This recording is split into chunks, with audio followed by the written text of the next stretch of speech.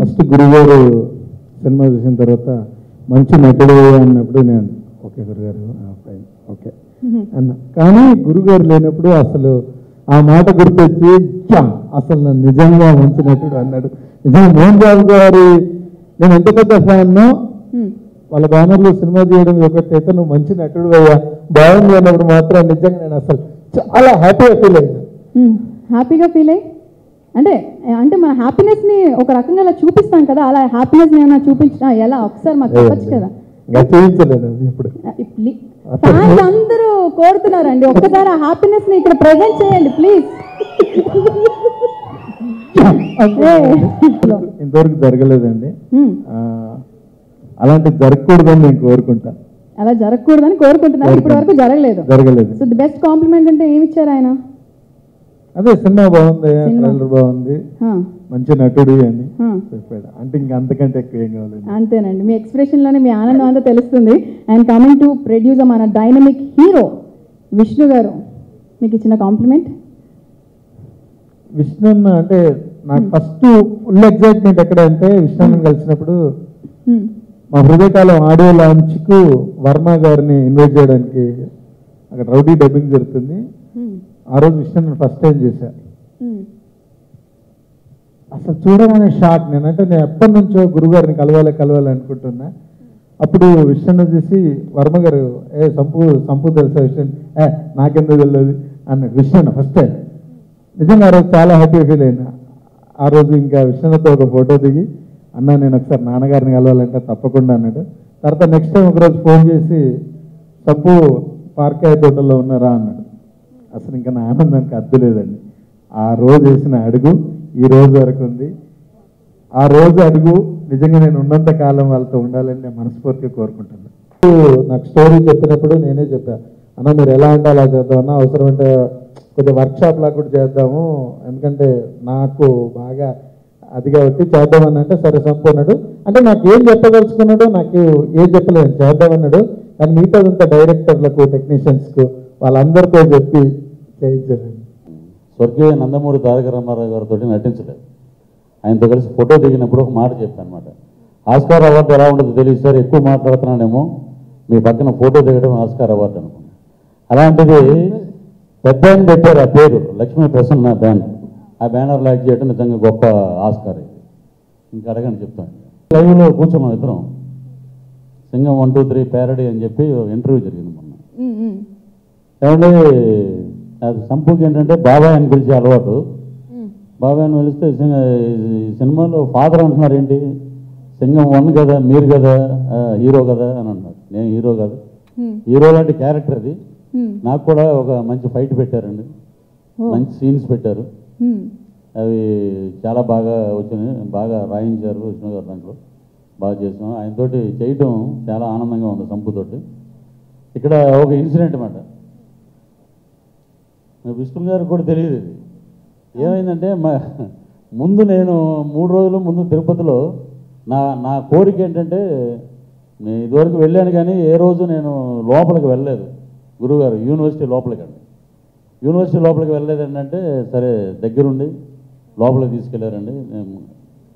చాలామంది ఏమనుకుంటారంటే, ఇప్పుడు నాకు మా గురువు గారు రోల్ మోడల్. ఎవరు ఏమనుకున్నా కూడా నేను పట్టించుకోను దాని గురించి. అక్కడికి వెళ్ళంగానే తెలియని ఒక ప్రశాంతత ఉంది అక్కడ షూటింగ్ చేస్తున్నాం. మాకు షాట్ లేదు, క్రికెట్ మ్యాచ్ జరుగుతుంది అక్కడ. పక్కన కూర్చుంటే పక్క నుంచి ఎవరో వెళ్తుంటే ఇలా అంటున్నాడు ఈయన, పక్క నుంచి సంపు ఇక్కడెక్కడ ఉన్నాడు, హాయ్ అంటున్నాడు. అలాగే వాళ్ళు ఏదో హాయ్ అని అనలా. మామూలుగా సినిమా యాక్టర్లు చిరంజీవి గారు ఉన్నా కూడా వాళ్ళు అక్కడ స్టూడెంట్స్ ఎంత క్రమశిక్షణ, హాయ్ అని అనరు అసలు. వాళ్ళ పని వాళ్ళు చేసుకుంటూ వెళ్తారు. అది గురువు గారి క్రమశిక్షణ. అక్కడ హాయ్ అని అన్నాడు ఇతను. నెక్స్ట్ డే గురువు గారు వస్తారని చెప్పారు ఫోన్లో. నేను అనుకున్నా పడిపోయింది ఈరోజు తక్కువ మాడమంటారు, కెమెరా చూసి మాడమంటారు. ఈరోజు మోహన్ బాబు గారు వస్తున్నారు, రేపు ఉంటుంది సంపు పరిస్థితి అనుకున్నాం. అలాగా సరదాగా ఏడిపించడాలు అక్కడ ఫామ్ హౌస్లో మేము చేసిన ఒక ఆయన్ని ఇన్స్పైర్ చేసే ఒక సాంగ్ ఒకటి. సో ఈ సినిమాలో మేము కూడా ఒక చిన్న పార్ట్ అయినందుకు ఐఎమ్ ప్రౌడ్. ఏదైనా ఒక ఫన్నీ ఇన్సిడెంట్ చెప్పొచ్చు కదా, అంటే తెర వెనకాల ఫన్నీ ఇన్సిడెంట్ అంటే ఎదురుగుండా కూర్చున్న విలను ఆయన వాయిస్ అంటే అమరీష్ పురి గారిది. అది అంటే నేను వింటమే కానీ నేను చూడలేదు. ఏవిఎంలో ఎక్కడో డబ్బింగ్ చెప్తున్నప్పుడు ఆ ముళ్ళు ఇలాగా తిరిగిపోయేదండి ఆయన వాయిస్కి, టకాటకాన్ని కొట్టుకునేది. అలాగే ఉంది ఆయన వాయిస్. నేను డబ్బింగ్ వెళ్తే ఎంపీ కార్పొరేషన్కి భయ్యా 2 భయ్యా అన్నాడు. వారిని మీరా అన్నా నేను.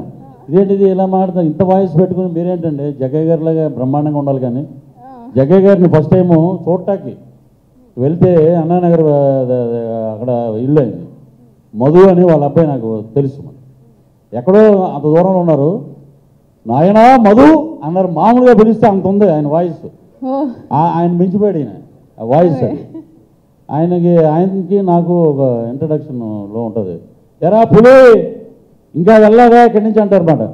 పోలీసుడి కోపం వస్తే పోలీస్ స్టేషన్కి వెళ్తాడు కానీ పోస్ట్ ఆఫీస్కి వెళ్ళడు. అదొకటి ఇలాగు. ఇంకొకటి, ఎరా నన్ను చూసి భయం వేయట్లేదు నీకు అంటాడు. నేను ప్రపంచంలో భయపడేది ముగ్గురికి. 1 నా వైఫ్కి, 2 నా పిల్లానికి, 3 నా భార్యకి, నీకు కాదు. అలాగా రకరకాలుగా చేసి, ఎందుకంటే సింగాన్ని దృష్టిలో పెట్టుకుని అన్ని క్యారెక్టర్లకి అలాగే రాశారు. విలన్ కానీ నాకు కానీ మిగతా క్యారెక్టర్లు కానీ. మోర్ ఫన్ సినిమాలో 100% పాజిటివ్ వైబ్రేషన్స్ ఉన్నాయి ఈ సినిమాలో. ఇది సూపర్ డూపర్ హిట్ అవుతుంది. తొందరలో నేను హీరోగా శ్రీనివాసరెడ్డి దర్శకత్వంలో ఒక సినిమా చేయబోతున్నాం. ఆయన అతిథిగా వచ్చారు, రావాల్సింది కోరుతున్నాను. ఆ విశేషాలు నేను ఇప్పుడు చెప్పదలుచుకోలేదు, but is a guest. Telangana రాష్ట్ర అవతరణ దినోత్సవ శుభ సందర్భంలో తెలంగాణ రాష్ట్ర ప్రజలకు నా హృదయపూర్వక నమస్కారాలు. తెలంగాణ రాష్ట్ర సాధన కోసం పోరాడి అమరులైనటువంటి ఆ అమరజీవులకు జోహార్లు. తెలంగాణ రాష్ట్రం సాధించి యోధుడు అనిపించుకున్నటువంటి కేసీఆర్ గారికి నా హృదయపూర్వక నమస్కారాలు. ఈ రోజున సింగం 1, 2, 3 ఒక హీరో ఇంకొక హీరోని ఎంకరేజ్ చేయాలనుకోవడం, ఒక డైరెక్టర్ ఇంకొక డైరెక్టర్ని ఎంకరేజ్ చేయాలనుకోవడం, ఇది చాలా కష్టమైన పని. ఇండస్ట్రీలో అటువంటి సీనియర్లు కొంతమంది ఉన్నారు. దర్శకులే ఇంకొక దర్శకుడిని ఎంకరేజ్ చేయడం అది తక్కువ మంది, ఏదైనా 1, 2 ఉన్నారు. కానీ హీరో ఇంకొక హీరోని ఎంకరేజ్ చేయడం అన్నది నాకు తెలిసి ఇది ఫస్ట్ టైం అనుకుంటున్నా. I may be wrong or తెలియదు, నాకు ఏదైనా 1 or 2 ఉన్నారేమో తెలియదు. ఎందుకంటే మనం పెట్టే డబ్బు తిరిగి వస్తుందో రాదో అనుకునే వ్యాపారం ఇది, మీ అందరికీ తెలుసు. ఈ వ్యాపారంలో నా మీదనే నేను రిస్క్ తీసుకున్నాం. ఇక్కడ కేవలం అదృష్టమే. నలుగురు తయారు చేసే కథ అది 400 కోట్లు 4000 కోట్లు చేస్తుంది ఈ రోజున. కథకుడు, దర్శకుడు, నిర్మాత, హీరో, వీళ్ళు ముగ్గురు ముందు నిర్మాత, దర్శకుడు, కథకుడు ఓకే అనుకుని హీరో దగ్గర పోయి హీరో అనుకుని వీళ్ళు నలుగురే హిస్టరీ తీసుకోండి. అదే కథ ఎన్ని లాంగ్వేజ్లో అయినా అమ్ముకోవచ్చు. ఈ రోజున ప్రపంచవ్యాప్తంగా కూడా వ్యాపారం చేసుకోవచ్చు. అటువంటిప్పుడు వేరే హీరోని పెట్టి సినిమా ఎందుకు తీయాలి అని ఆలోచన లేకుండా ఒక బ్యానర్లో నేను 24 ఫ్రేమ్స్ ఫ్యాక్టరీ అనే బ్యానర్ పెట్టి 10 మంది హీరోల్ని, 10 మంది దర్శకుల్ని, 10 మంది సాంకేతిక నిపుణుల్ని ఎంకరేజ్ చేయాలనే ఉద్దేశం నా బిడ్డ విష్ణువర్ధన్ బాబుకు వచ్చిందంటే నేను ఎంతో అదృష్టవంతుణ్ణి. ఎప్పుడు కూడా బిడ్డను ఇంతకంటే ఎక్కువ పొగడకూడదు, అది మీ అందరికీ తెలిసిందే. ఏదైనా ఒక మంచి కార్యం చేస్తూ నా దగ్గరకు వచ్చి డాడీ సంపూర్ణేశ్వర బాబును హీరోగా పెట్టి తీస్తున్నాడు. ఏరా నీకేమైనా మతిపోయిందా అన్న? ఏరా నువ్వు మాట్లాడే విధానం ఏమిటి?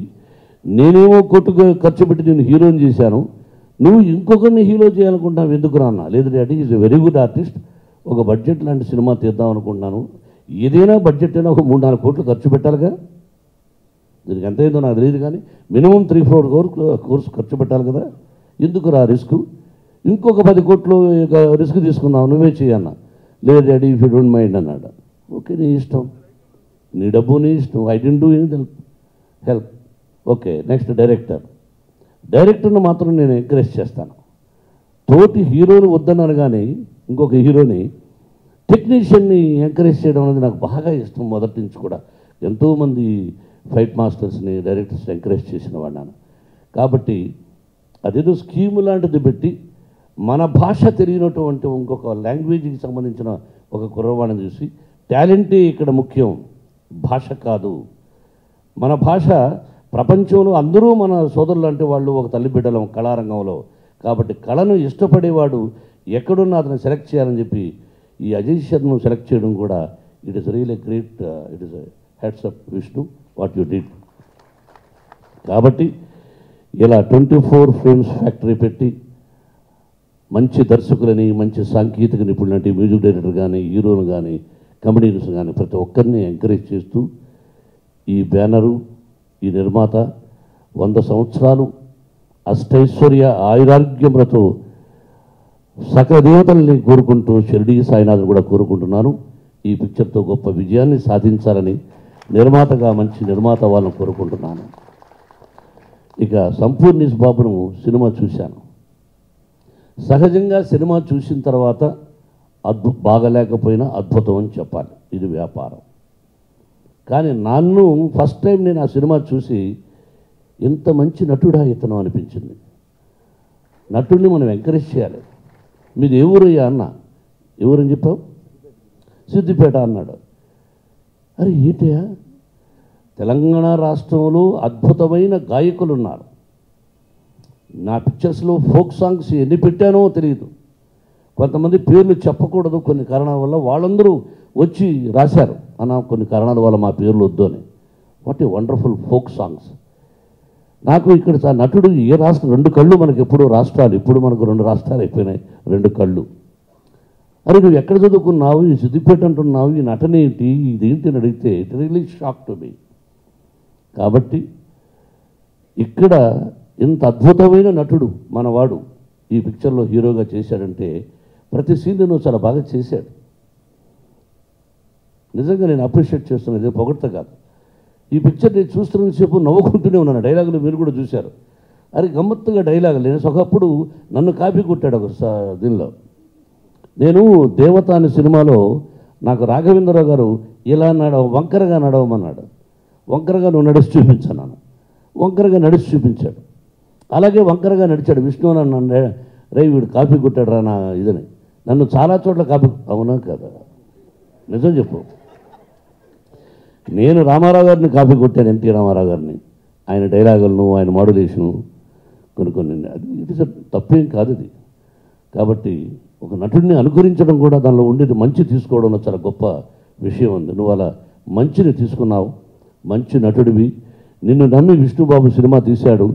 ఇది గొప్ప విజయాన్ని సాధించాలని, నువ్వు సినిమా పరిశ్రమలో ఒక హీరోగా, ఒక క్యారెక్టర్ ఆర్టిస్ట్గా ఒకటని ఫిక్స్ అవ్వకుండా నేను ఎన్ని పాత్రలు చేశాను, రకరకాల ప్రతినాయకుడు అంటే villain, comedy, hero, character artist, రకరకాల పాత్రలు దాదాపు 560 చిత్రాలు.